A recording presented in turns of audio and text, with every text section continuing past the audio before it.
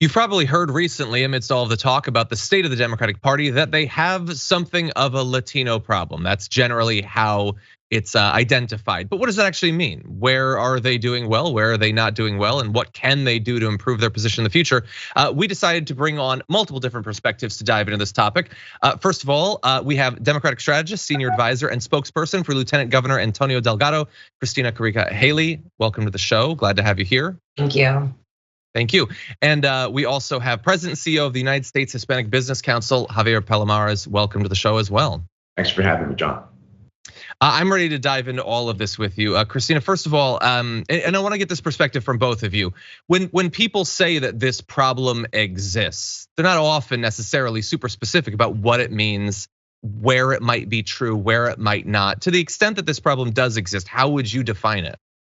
I think, well, first of all, let me just say that in my role as spokesperson, I'm speaking as myself here. So thoughts and opinions of Christina, Carrica, Hayley. But I will say it's something that I myself have encountered for years. I had campaign firm for about 6 years, working almost solely with Latino members of Congress.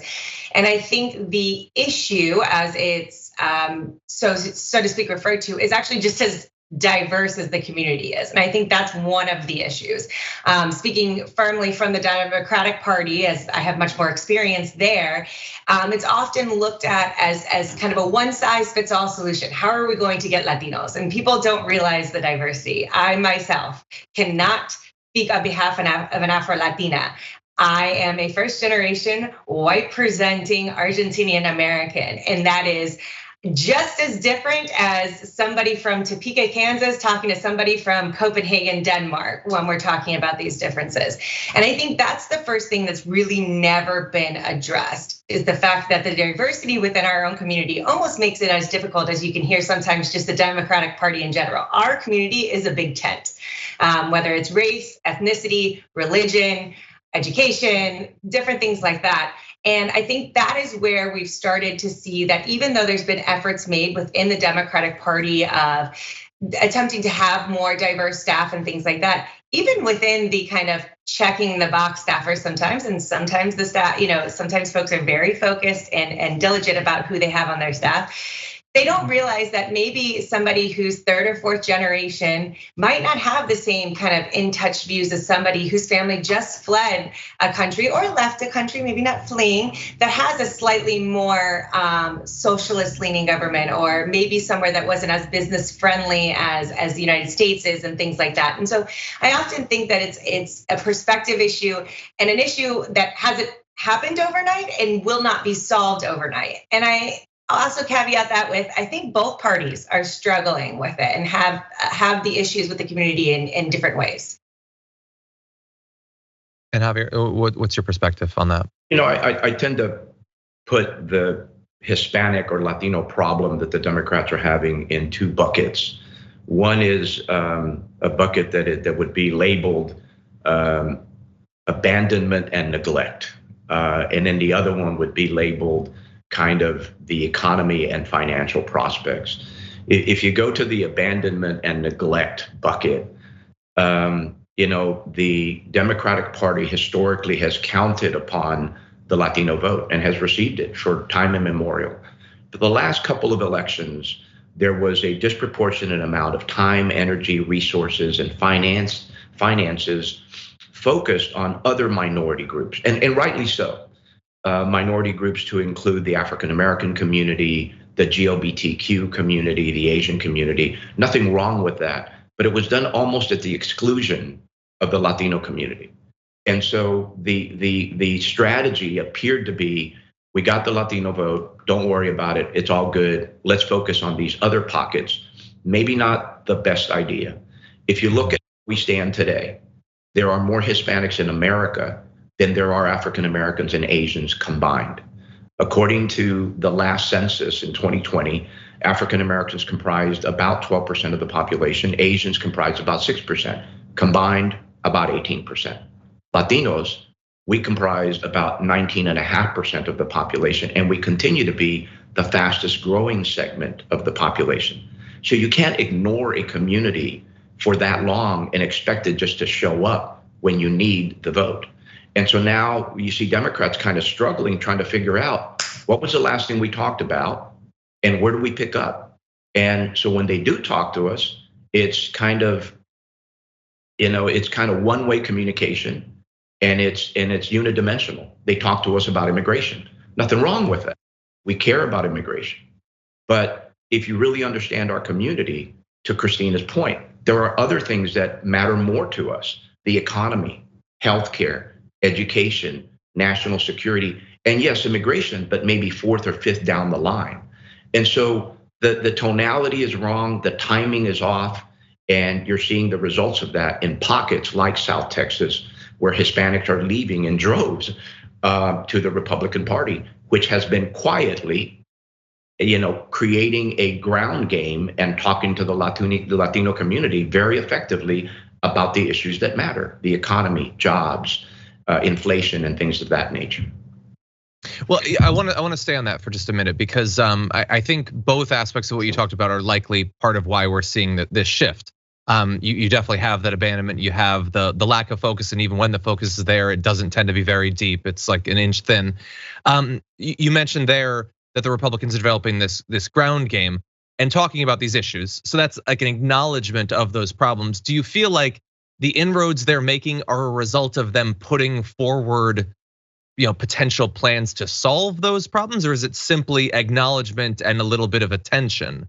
It's really acknowledgement and attention. There's no real plan from the Republicans of how they're going to make things better. It's simply a calling out of how badly things are going. But with that said, there is no argument that things are not going well. I mean, if you look at where we stand right now, we're dealing with inflation that is about 9.5%. I mean, that's the worst inflation we've seen in half a century. We're used to like 1.8, 1.9, if that. We're dealing with 9.5% inflation. You've got energy costs that are going through the roof. And when energy goes up, everything goes up. Transportation costs more, distribution costs more, warehousing costs more, pharmaceuticals cost more, fertilizer, cosmetics, everything costs more when energy costs more.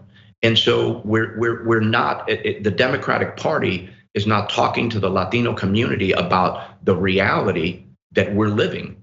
And therein lies, I think, an opportunity for Republicans to jump in. They haven't offered any solutions. They've simply pointed out that these things are going wrong. And sure enough, they are. Yeah. Christina, I want to give you an opportunity to weigh in.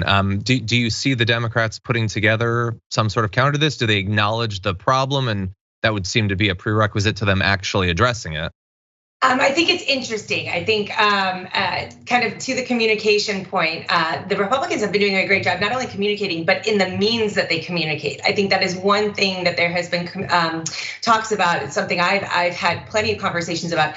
Utilizing different forms of communication. WhatsApp, something that Americans don't tend to use a lot, is a super effective tool in the Latino community, because it is something, especially for folks that still have family members in Latin and South America, is what they use on a daily basis to communicate. And the Trump administration, I don't give accolades out a ton of times to that administration, but the one thing they did right was they figured out WhatsApp communication. And I cannot tell you the amount of, tia and tios in my family and things like that got all of these different messages via WhatsApp that aren't watching the nightly news, or not tuning into CNN, or even smaller news outlets either, but yet they were getting information. So I want to point that out, because I think that is something that the Democratic Party, kind of the big Democratic Party, needs to understand. Now, I don't want to be completely negative. I do think that there are a lot of folks on kind of more precise levels that are understanding it, whether they're Democrats that are in South Florida that have constantly understood how to talk to, the Cuban American community, the Colombian American community, the Venezuelan American community,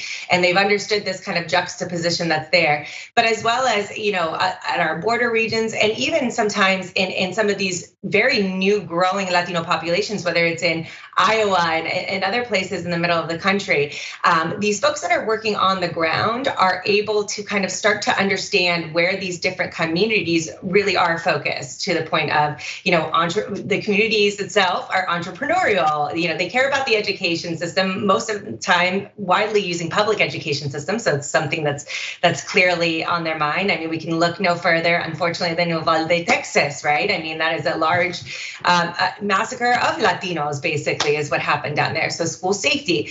And I think the thing that oftentimes overall the Democratic Party that happens is this nationalization of a message can be helpful until it's not. And I think that's what we're finally seeing with the Latino community. I think, to the point of immigration, we as Latinos probably have some of the most diverse views on immigration, right? Being a child of a formerly undocumented immigrant, somebody who went through several different ways of how the system works. At the same time, I think people would expect my mother to be kind of full-fledged, what we would label as progressive when it comes to that, and that's just not the case. And so I think at local levels, there are starting to be actual conversations which are helping them to understand, but there's no kind of, for lack of a better analogy, trickle up of that is from what I'm seeing just yet. Yeah, we've had Chuck Roach on multiple times to talk about how in a lot of these campaigns, if the Democrats, really do try to talk to these communities, it's generally they come in, they set up an office for about a month before the election, and then that's pretty much it. Once the election is over, the office is done, the people aren't there anymore. It really does seem like the approach, when it exists at all, is as you identified, it's a national message. It often doesn't go particularly deep. It again, treats the community as if it's one group of people with one group of cultural or economic concerns. And so I share your belief that they need to get more specific, get down on the ground.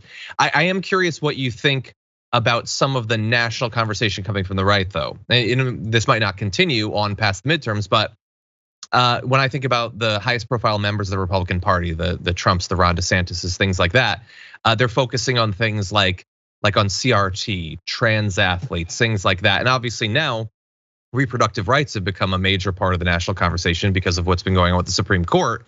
How do you think if those are messages that continue to dominate, some pushed by Republicans, some just consequences of Republican actions, how do you think that might influence how some of these communities might come down in terms of voting?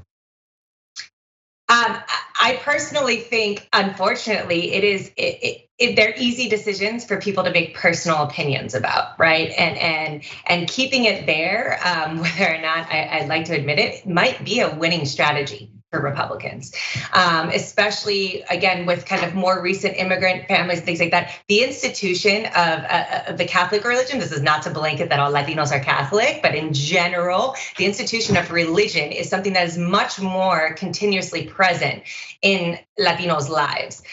Even if they are what, we joke around sometimes, with my family, some of them, us are Easters, we're still going to mass or church services on Easter and Christmas, right? It is just something that inherently it was brought into us. We're not gonna upset my abuela by not going, things like that.